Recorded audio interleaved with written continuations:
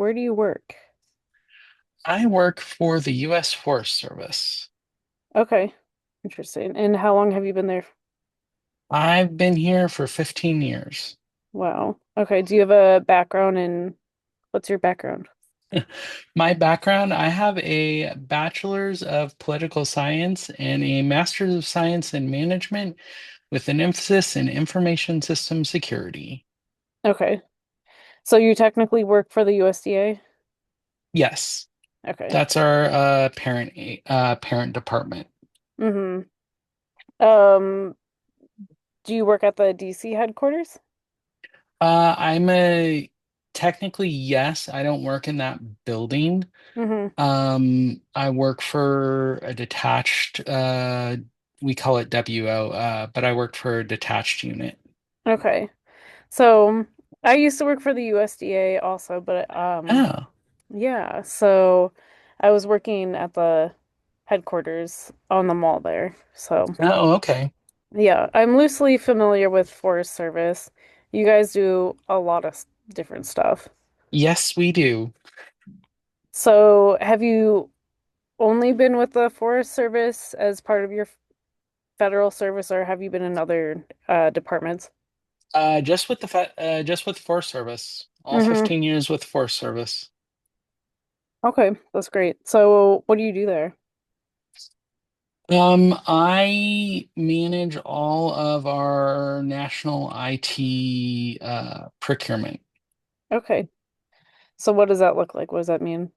So on a daily basis, I am responsible for ensuring that all of our IT contracts are managed appropriately and that the government is receiving all of the products and services that we are supposed to be getting. Okay. So like what is something that the US Forest Service would need? So when it comes to information technology, the Forest Service buys everything from drones Okay. to land surveying equipment. Okay. So we buy a very wide range of equipment. We buy security systems for buildings. We buy cameras to spot wildfires. We buy drones. We buy infrared systems to install in planes to help us spot hotspots and wildfires and to map wildfires. We buy a lot of different IT products. Okay, that's interesting. So I have a couple questions related to that, but how did you get into this job in the first place? I actually got in as a student when I was working on my master's degree. Hmm. I was married at the time, and my spouse sent me a flyer for a hiring position. And I applied and got in. Um, it overall took like 6 months from when I applied to when I actually started. And my first job with the Forest Service, I actually was testing software on Forest Service computers to make sure that it wouldn't break any of the security or how the software operated. Um, so we get new updates. My job was to test it to make sure that those updates didn't break our security and that our security didn't break the software. Hmm. Okay.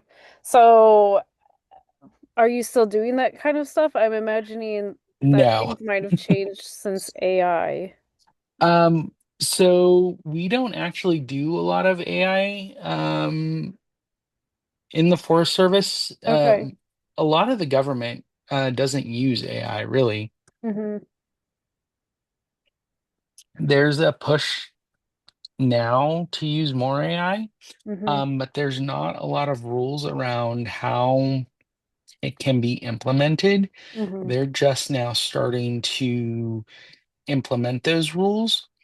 And honestly, I think the technology needs to mature and it needs to be better for the environment before it's implemented on a wider government scale. There are laws on the books when the government buys things that require us to consider the environmental impact of the purchases that we make. Hmm. And AI is A- not environmentally friendly. AI is not environmentally friendly. It uses an incredible amount of water, Hmm. and it produces an incredible amount of byproducts Hmm. from their data centers. Data centers in general just produce an incredible amount or use an incredible amount of water and produce an incredible amount of byproducts. In Hmm. fact, that's one of the biggest moves within the government sector right now is to downsize the footprint of our data centers. Okay. Interesting. Um, so then what kind of issues are you facing in your job right now? Right now, is a lack of personnel. Hmm. My team lost 65% of my personnel. Uh-huh. So I am having to do the same amount of work with less than half of the staff, Wow. and we are struggling. Hmm. Um, and it is we are getting more requirements from Doge specifically, and Okay. they've added about an extra month to 2 months onto our procurement time. So it takes longer now to get a government contract through the process Uh-huh. than it did before Doge. Interesting. So what are their asks now? It depends on the contract. Okay. They can ask things from, why are we getting this? Why can't we um combine this with this other contract that has absolutely nothing to do this to uh they don't understand the business of the Forest Service, Hmm. and there is one Doge person that is reviewing all of the contracts for USDA. Really? Yeah, so all of the contracts, and we have within the Forest Service IT uh portion of it, we have several hundred contracts that we've been pushing through. Hmm. So there is one person that is reviewing all of that, Hmm. times however many agencies within USDA putting contracts forward. Um, and then that's not even all of the contracts within the Forest Service that have to get reviewed and go up to Doge. They've changed all of our processes for getting executive signatures. Hmm. So we have at the beginning of the fiscal year, we create plans for how we're going to execute our budget authority. Hmm. And those plans are created by the program areas, and then they're reviewed by our senior and our executive leadership. And we lost a lot of our senior and our executive leadership. Really? So yeah, those plans took almost the entire fiscal year to get signed off on. Wow. Um, so because we were trying to figure out who has authority to sign those now, because people that were sitting in senior leadership positions left with DRP or took an early retirement. Hmm. And so that seat was vacant, and we didn't have anybody to sign the execution plan so that we could actually move forward with. um, executing on our contracts and spending the budget authority that we had. Hmm. So, how did that get resolved, or has it gotten It's resolved? it's sort of been resolved now. Hmm. Part of it is we looked at the approval process and we basically said, well, that position doesn't exist within the Forest Service now, so we're just not going to have them review it. Which is probably not the best way to handle it, but it's the only way we had to handle it. Hmm. So then if that position, if they're no longer with the Forest Service or that position doesn't exist anymore, then does it get passed on to the next person after that? Or, That's normally how it would work, hmm. but in some cases, entire offices left, or there Wow. is one person left in an office to Wow. cover that program of work. Yeah. Um, and I'm not talking about like ranger stations where the public interfaces, though those were also impacted. What I'm talking about is what the public would consider back office. Hmm. What they're not seeing are the places that make everything else run. Hmm. We're talking about the shops that keep everybody else in the field safe and keep the gears running. Hmm. So it's, computers, it's when they canceled all of our GPCs, all of our government purchase cards, Hmm. we literally weren't able to buy pins for our offices.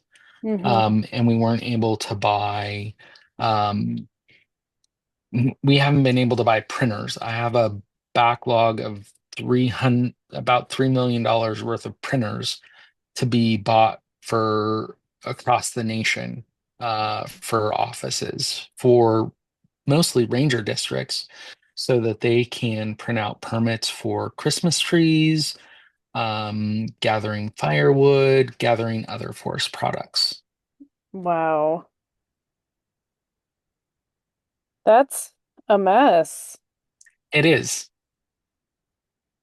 S- So this one Doge person is responsible for reviewing all of these different contracts.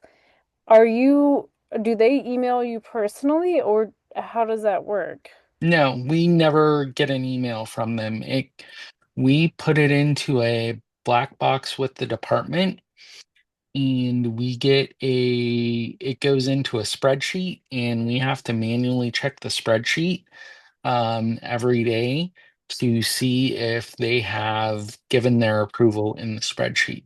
Wow. Occasionally, if there is a question, we will get a call um, from somebody at the department level.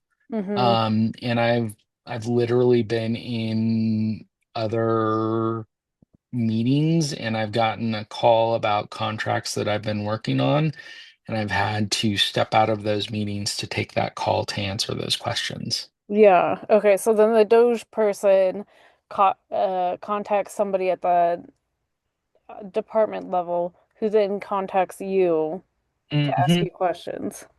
Yep, And then you also have to look at a spreadsheet to see if you can keep doing what you're doing. yep. Wow. Um, do you think that's efficient? No, Okay. it is the least inefficient I have ever seen. Mm-hmm. And I'm not saying that we were, the most efficient ever. I understand that government works slow for a reason. Yeah. If government works too fast, there is a it can run over citizens, and you don't want that. And it can trample citizens' rights. Mm-hmm. Government moves slow to ensure that citizens' rights are upheld. Mm-hmm. When government is moving this slow, though, this is what people complain about when they complain about bureaucracy, Yeah. and inefficiency in government. This is what they're talking about. We didn't get more efficient with what's going on. Any efficiencies we've gained have been because we've had to disable processes that were already designed to catch fraud, waste, and abuse.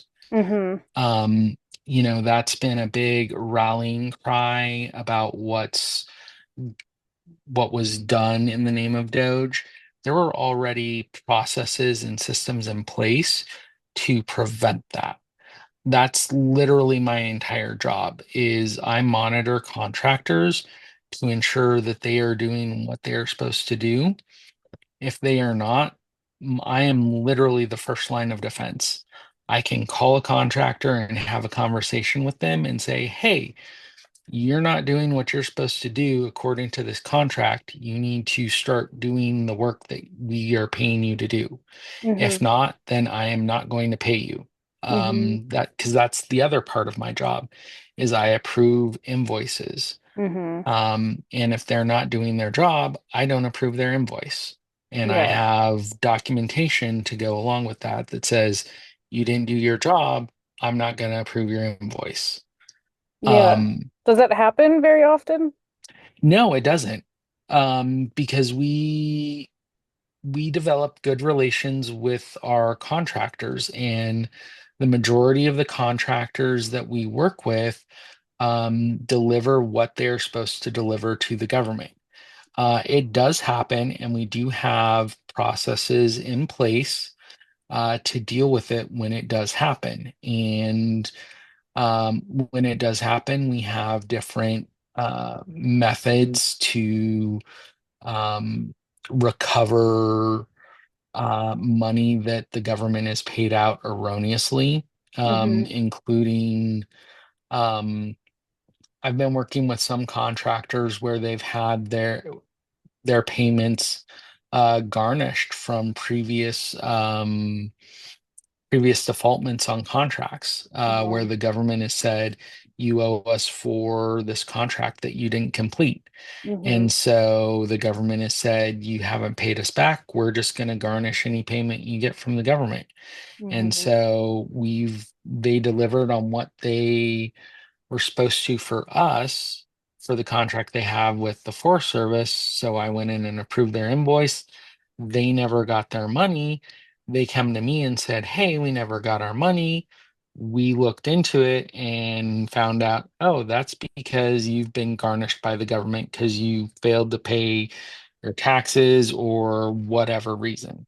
Yeah. Um, so it does happen, and we do have processes that are designed to do that. I've written uh, letters and emails to contractors that said, "Hey, if you don't give us back our computers, I'm going to turn your case over to law enforcement, and a law enforcement agent's going to come knocking on your door to recover our computer."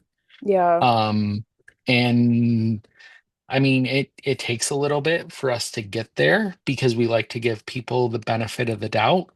Um, but we our patience is not unlimited. Um, and when it gets to that point, people generally don't like law enforcement coming to knock on their door. And they will put the computer in the mail pretty quick. Yeah.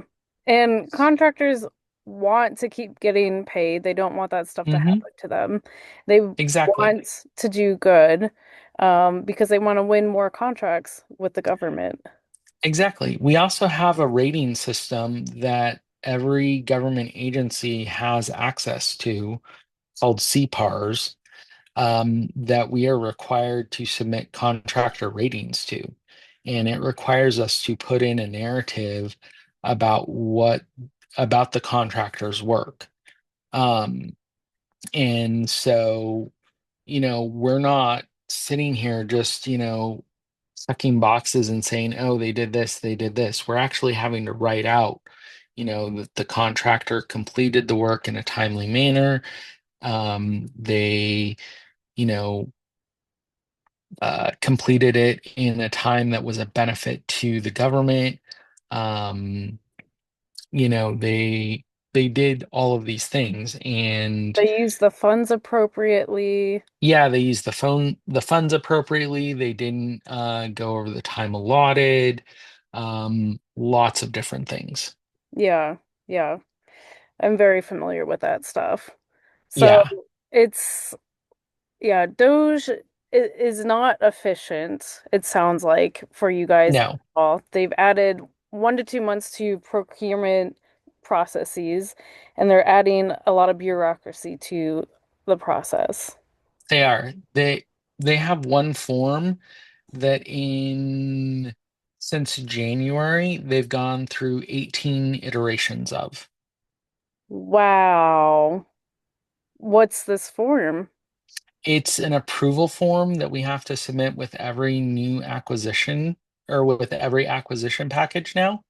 Um, and it's every time they change a comma or a period, they issue a new version of the form, and we have to, we've had contract packages that have been turned back and rejected because they didn't have the newest version of the form. And so we've had to redo the form and get it signed off on again to resubmit because they issued a new version of the form. Wow, that's so frustrating. I mean, Yes. it's already frustrating to make sure that you have that updated form for just the fiscal year. And but 18 times in one Yeah. fiscal year, that's insane. Yep. Wow. So yeah, that's been yeah, that's been our running joke in my staff this fiscal year has been, do you have the most recent form? Yeah. Yeah. Wow. So being in the Forest Service, are you affected with a ban on some certain words? Um, we have been actually, we've been having to modify some of our contracts because of the because some of the executive orders, which is costing taxpayers money, and not just a little bit of money. It's going to cost tens of thousands of dollars to alter some of our computer systems to comply with the executive orders. Okay, so like what specifically, why does it need to be altered? Because let's see, I think it's the executive order on protecting women, um, and whatever else was in that executive order. Um, one of our computer systems we made it more inclusive of gender identities, and to comply with the executive order, we have to undo those changes in the system, and that requires development. And our budget overall has been steadily cut over the last several years. And it is looking like it is going to be cut again. So we're doing less, we're, we're doing less with less, um, because we have to. And when you're talking about that, you're talking about also affecting the information technology that is used by wildland firefighters. And that's something that a lot of people don't realize is wildland fire uses a lot of information technology. Um, there is a backbone of technology that powers our ability to respond nationwide to any natural disaster.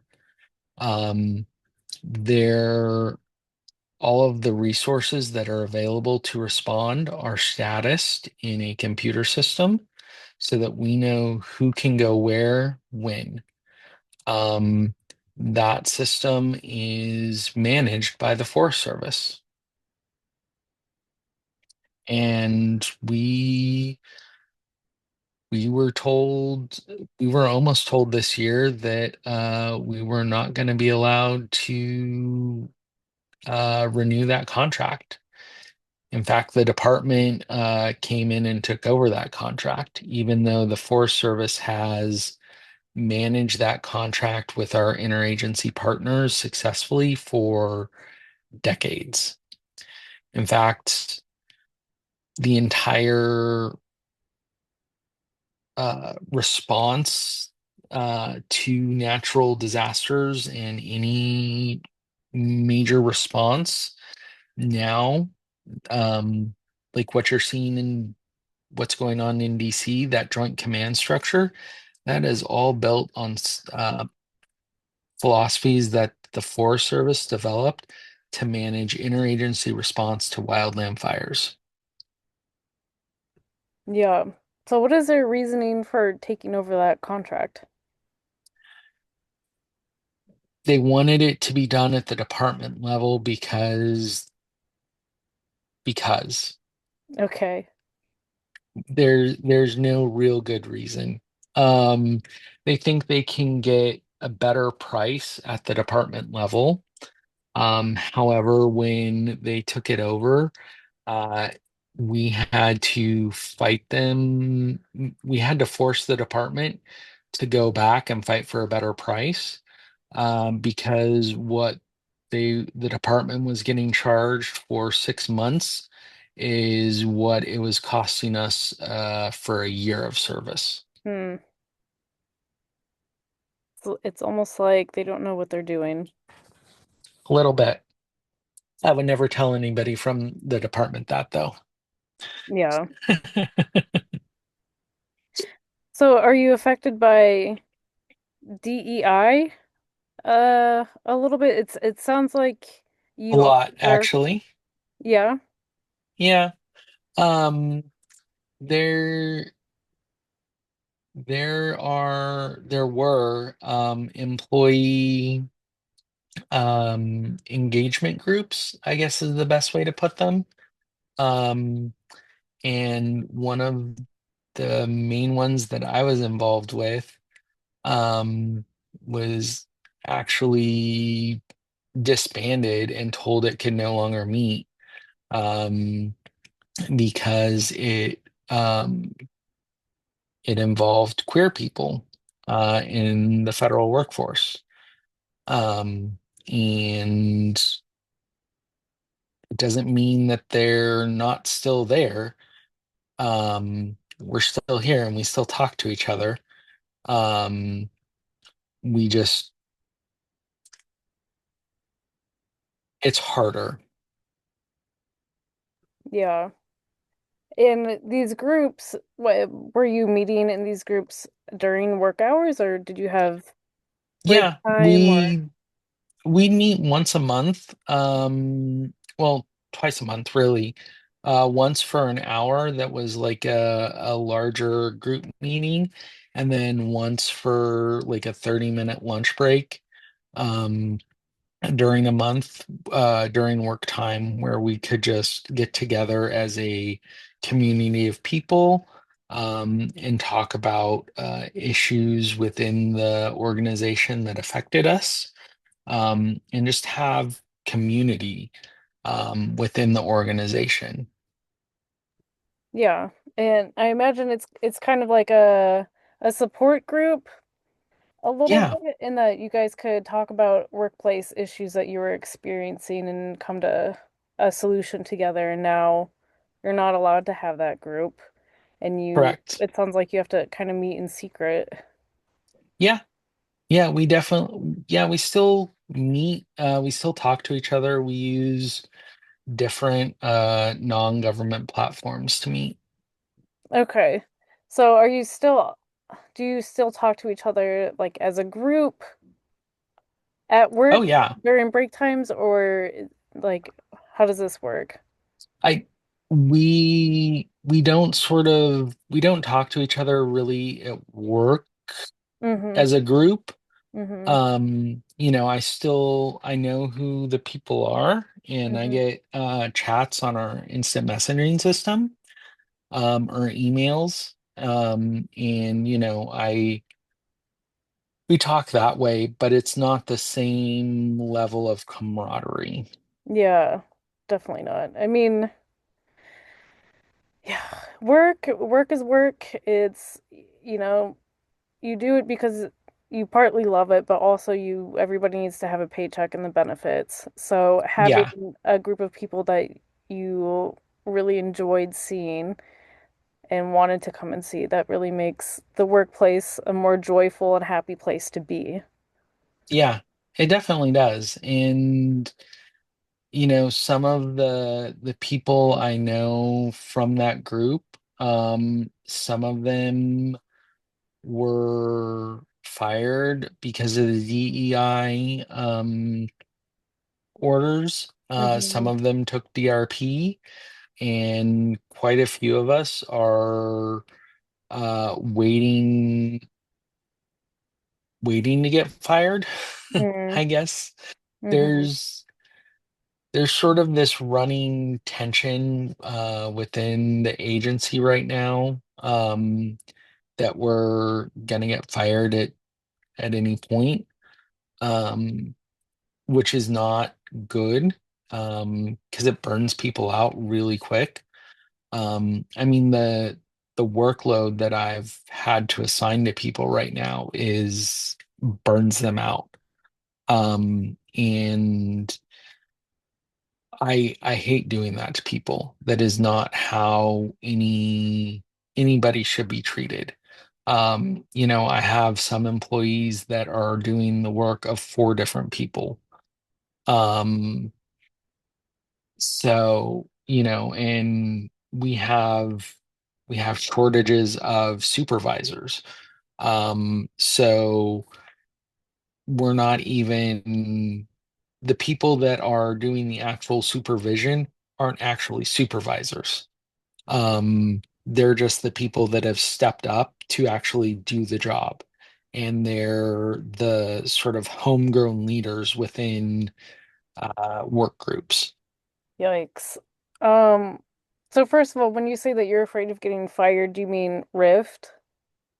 So yeah, partly Rift, partly given my own identity, I'm worried that they're gonna come down one day and say, "Hey, you no longer have a job with the government." Just because of who Um, you are. yeah, just because of who I am, even though I have never had below a so satisfactory is just um the base performance rating that we get. Hmm. I routinely get excellent or outstanding performance ratings, and Hmm. I have gotten more performance awards than I can count. In fact, like 2 years back, I got two performance awards in one year. So, um, Yeah. I see a lot of comments on your page about, how much slacker or how government employees are slackers. I don't know where that narrative comes from. Government workers are some of the hardest working people I know. Um, there are bad apples in every group. And I won't deny there are some government employees that are maybe not the most motivated individuals in the world, but they still work hard. Um, and the ones that don't, we find out who they are pretty quick. Everybody knows who they are, and their supervisors do the work that is necessary to remove them. Um, and Yeah. it is a lot of work, and I think it's okay because taking away somebody's job shouldn't be easy, and it shouldn't be something that is done capriciously. Yeah. Um, and I think that is where our society errs a little bit is people think, oh, you have a job and I should be able to fire you whenever I want to because it's a right to work. Right to work just means that you have the right to decide whether you're in a union or not. Um, it has nothing to do it has nothing to do with how easily you can be fired or not. So then the supervisor stuff, there's supervisors are gone. They've left for various reasons. The DRP, the Vera, some have any have been fired? Um, Not at the supervisory level, not that I know of. Okay. So then you said that there's some people who are kind of stepping up and taking over the supervisory roles, right? Yeah, there's so in my position, I was actually on a detail as a supervisor. And it was supposed to be a short-term detail. It was a developmental detail. So I was basically learning how to be a supervisor. And all of this happened. And I was supposed to go back to my regular position. Um, and somebody else was supposed to come in behind me and take over as the supervisor. But that person took the DRP, and I was just happened to be doing a good job. And they asked me to stay on as the supervisor. So I don't have any official supervisory authority, but everybody in my unit looks to me as the supervisor because I'm the only person there. And so, my email signature still says, supervisor. Well, it says, I'm not going to give my actual title, Yeah, yeah, but yeah. it says supervisor. Um, but and it and everybody else in the agency recognizes me in that because there's literally no one else to fill that role right now. Yeah. And are you being compensated for this? No, I snapped back to my original pay grade. So Yeah. I'm doing work that is a pay grade higher than me, and I have been for um a while now, and there is no sense, well, at least until October, till the new fiscal year. We've been told we're not allowed to hire. Yeah. Is there any word on the hiring freeze being lifted? Have you heard anything? No, we haven't heard anything. We've just been told that it's on until October and we have to make do. Mm-hmm. I suspect that they're just gonna keep extending it. That is my fear. Mm-hmm. Um, it is it is going to wear out the remaining staff very quickly. Mm-hmm. And that is dangerous. And that is going to endanger a lot of people's lives. And we've been trying to keep everything working. Um, but we just can't. Since Monday was my shortest day so far this week, and I worked 9 hours on Monday. Um, Tuesday I worked 12 hours. Wednesday I worked 13 hours. Oh my Um, gosh. that is not typical. Our Mm-hmm. typical days are 8 hours. Yeah. Um, and while some people may look at that and scoff and say, "Oh, 8 hours," that is how it should be. I have Companies should not be taking advantage of their employees and forcing them to work more than 8 hours in a day. I think that Absolutely. is reprehensible. Um, Absolutely. I personally think every company should have uh, pay systems and leave that is modeled off the way that the government handles it. And I understand that I am privileged to have the time off and the pay that I do. Um, More people should have it that way.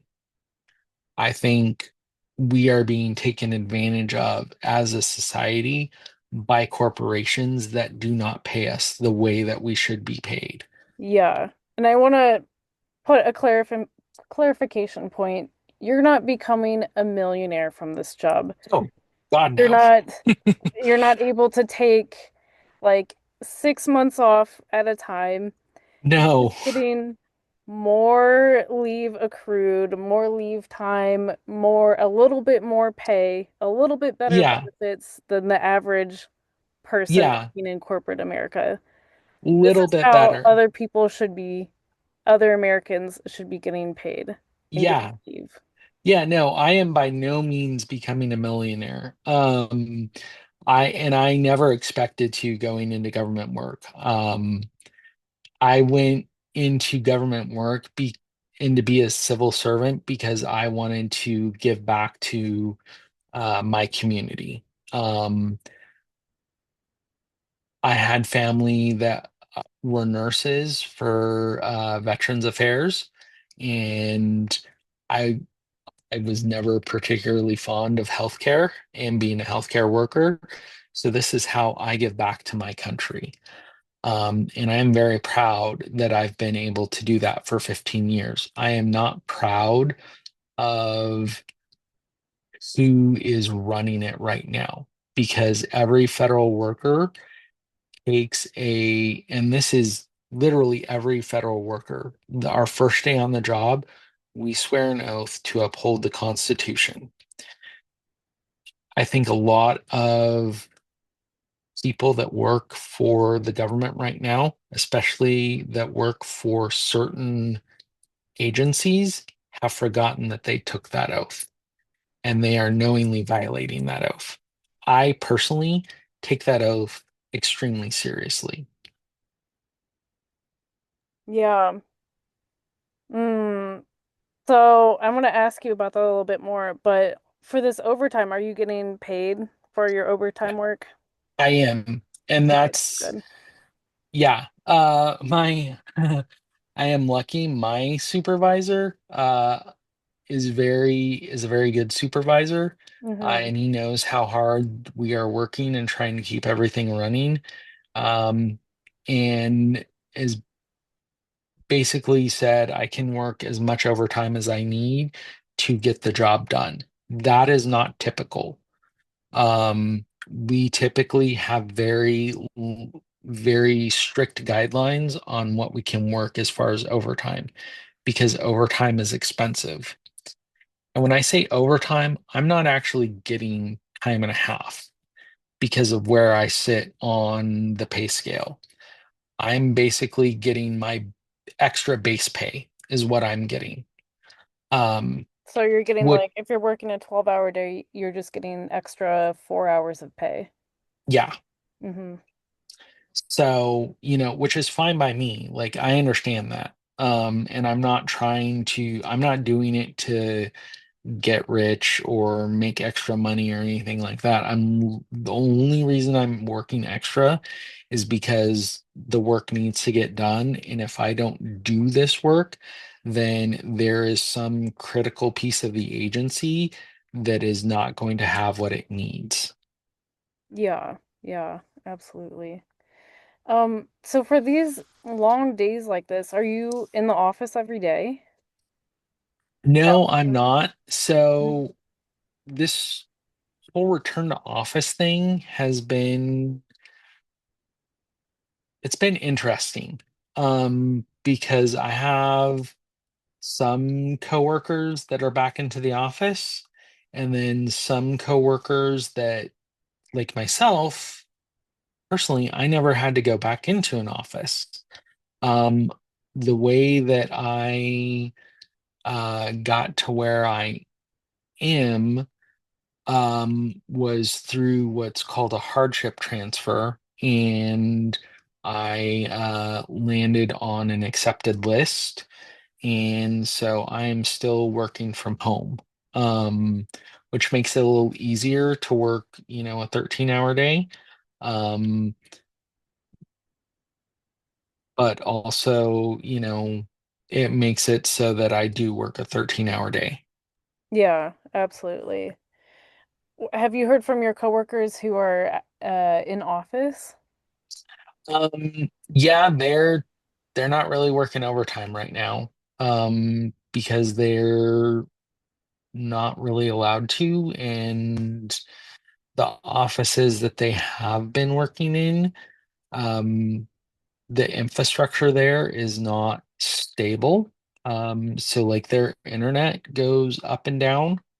Um, and they're older office buildings.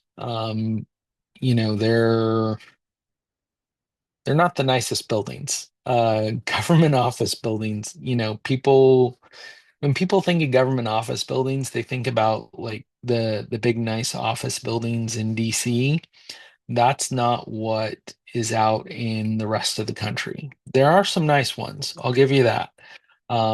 But when you're talking about a little ranger station in the middle of nowhere, it's not going to be the most up-to-date building in the world. Yeah. Um, And ours hadn't been updated probably since like 2005. So, yeah, and that, yeah. and that was in DC. So,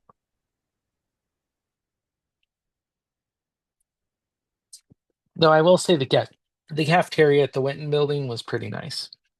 yeah. Yep. That is nice. But yeah, I hear you. It's the smaller places where most of your coworkers work, it's not nice. They don't have the resources to even be able to update those places. hmm Well, and then we get mandates to switch to um, department provided services that are more expensive for the agency, but we don't get the funding to go along with that switch. Hmm. So the Forest Service is expected to find the funding to make those switches and pay for the more expensive service. Mm, not very So, efficient. which, no, it's not. And this has been a continual thing. Um, so, we have to use departmental resources that we have to pay the department for. So the department is basically paying itself, um, for the Forest Service to use its internet access. And but they're charging the Forest Service more than if the Forest Service was to go out and get its own contract to do the same thing. That's crazy. Ay, ay, ay. So I only have a couple more questions for you.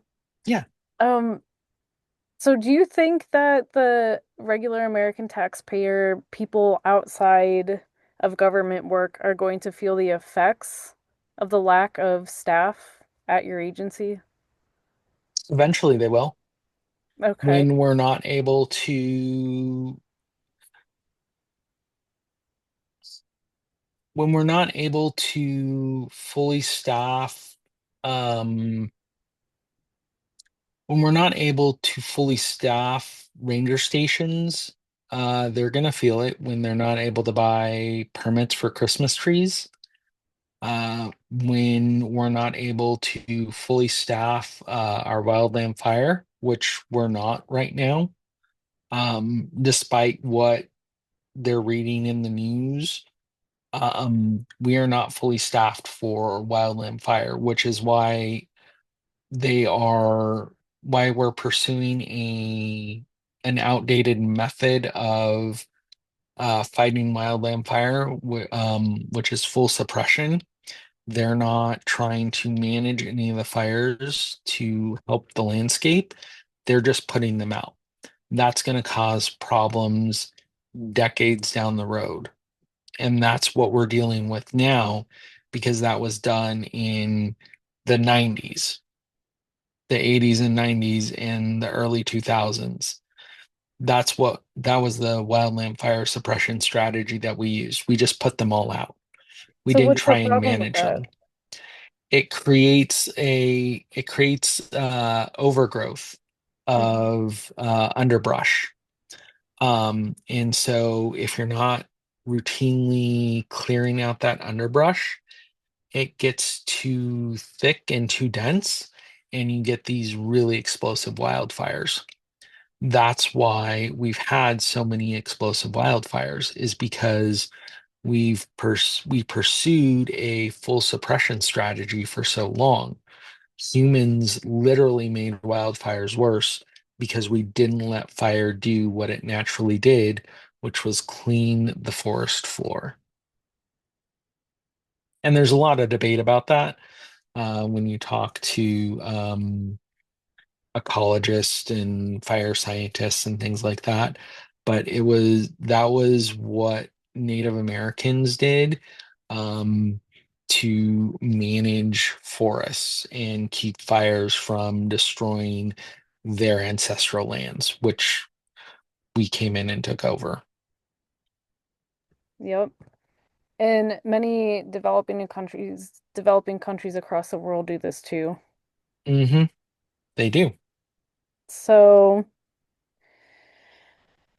do you think we're going to see more and bigger fires? I think I think we will. I Hmm. mean, we have been um for the last decade, we've been seeing worsening fire, which has a compound of causes. But if we keep going down the route we're going, it's only going to get worse. And we have we're having to do this right now because we don't have the staff to manage fire the way that it should be managed. I see. You would be doing it a different way if you guys had the staff. Hmm. Okay, interesting. Hmm. So what? Because regardless of what the report said, we did lose wildland fire staff. Hmm. Yeah. So what is one main message that you would like the public to know? Oh, everything you're seeing right now, as far as the government working, it's all sort of a veneer. It's Hmm. like a Hollywood set. You're just seeing the pretty parts. You're not seeing the dysfunction on the back end Hmm. because you're not being allowed to see it. Yeah. And it's not because we're not trying. And it's not because the government has always been dysfunctional. It's because something catastrophic was inflicted on the government. And the systems that were created to provide you services were intentionally dismantled and dismantled in a way to make it fail.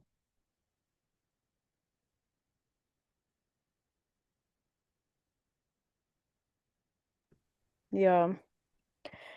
I really appreciate your discussion with me today. Absolutely. Do you have anything that you would like to add? Just no. I mean, I'm just kind of exhausted right now from such a long week.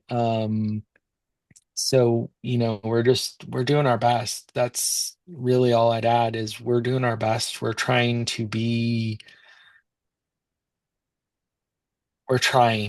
but we need regular people to sort of stand up and listen and hold the political leaders accountable, and not just by saying things. There needs to be action.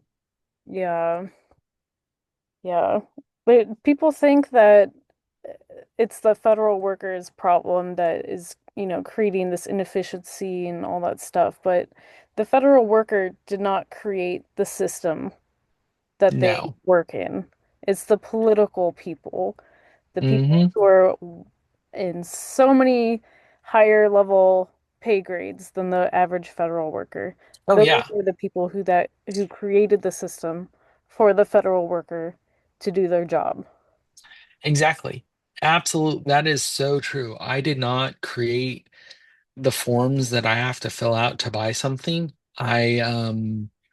Or any of the laws that I have to follow. Mhm. I am just trying to make the best of what I am handed and trying to make sure that one, my coworkers aren't running afoul of those laws and that paperwork. And that, when the government does pay for something, we're actually getting what we pay for and that we're getting it when people said they were going to do it and for the amount that they said they were going to do it for. Yeah. Because when you're doing those contracts and you're handing things off from person to person to be reviewed, if it comes back that there was a big mistake, that money was mishandled, it'll say, it's recorded who checked off on what. Yep, So that will come back to you and bite you in the butt it if you don't will. make sure that you are doing your job and making sure that your coworkers are also following the laws and regulations too. Exactly. And all of my staff are very diligent about that. Yeah. Yeah. I feel your frustration. I'm really sorry about all the extra work that you have to do, but um I greatly appreciate your time. This has been a super excellent conversation. You've been really focused and giving me a lot of great information. Yeah, Um, absolutely. if you have any other thoughts, questions, whatever, feel free to message me. Okay? Sure thing. All right. Thank you. Good luck with the rest of your week. I hope you get some rest this weekend. Yeah, I am not planning to work this weekend. Good. Good. All right. Thank Bye. you. Bye.